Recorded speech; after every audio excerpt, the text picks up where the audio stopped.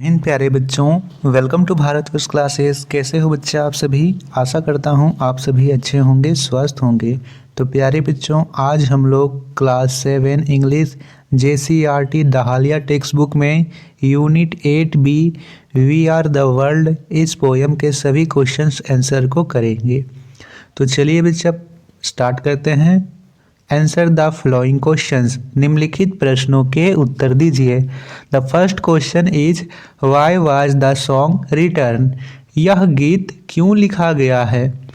तो इसका आंसर में आप लोग लिखेंगे बच्चा, this song was written and performed by a group of artist in 1985 to raise money for the people of Ethiopia who were dying of hunger due to shortage of food।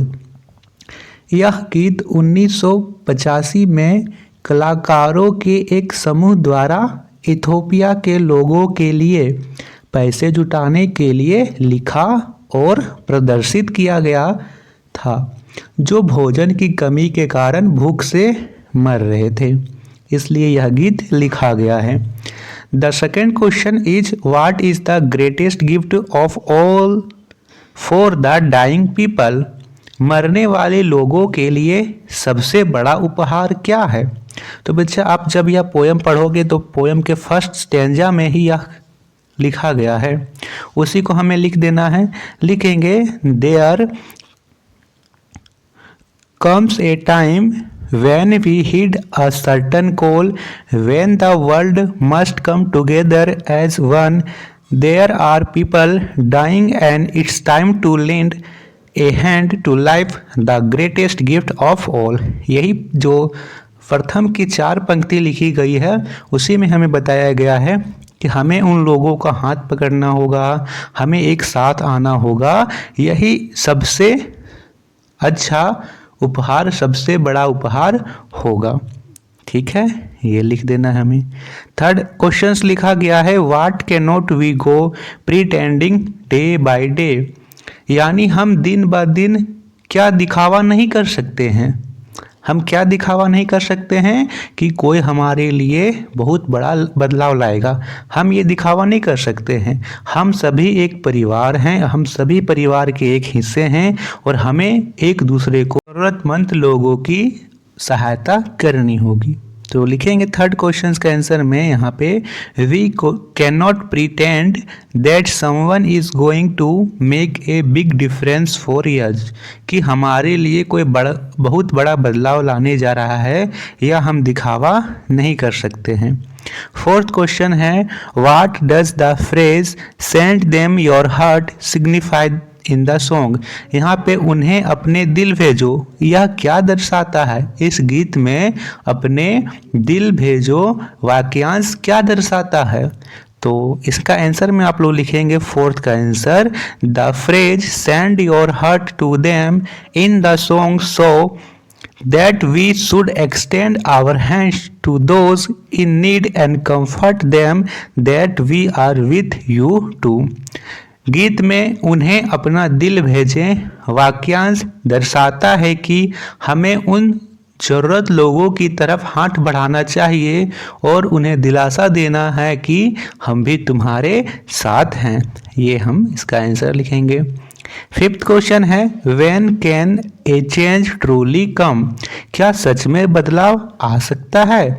तो इसका answer लिखेंगे yes if we all stick together things really can change, कि हाँ यदि हम सभी साथ रहें तो सच में बदलाव आ सकता है। यही आप इसमें लिख दीजिए। नेक्स्ट यहाँ क्वेश्चन पूछा गया है बच्चा, पहले क्वेश्चन समझ लेंगे। The song gives us some messages, tick the messages, यह गीत हम लोगों को कुछ संदेश देता है, उन संदेशों को सही कीजिए।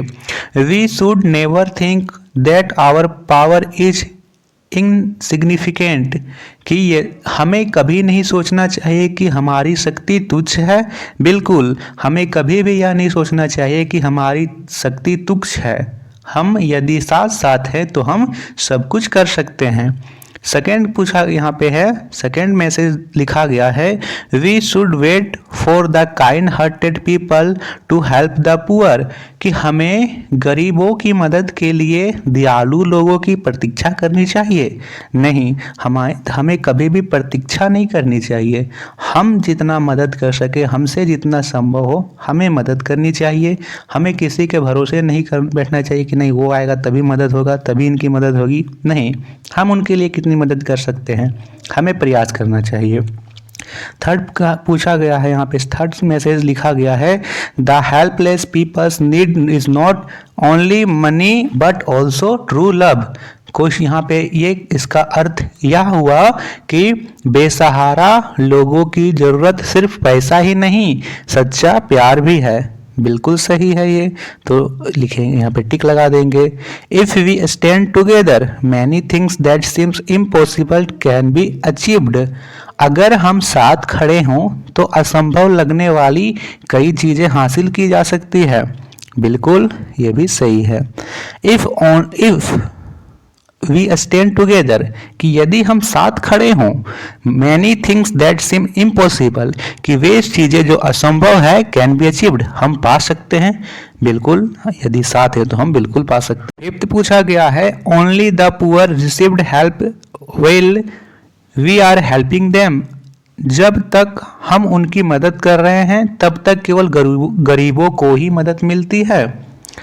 तो केवल गरीबों को ही मदद मिलती है ये जरूरी नहीं बच्चा। जो मदद करने, जिसकी हम मदद करने जा रहे हैं, जरूरी नहीं कि वो गरीब है।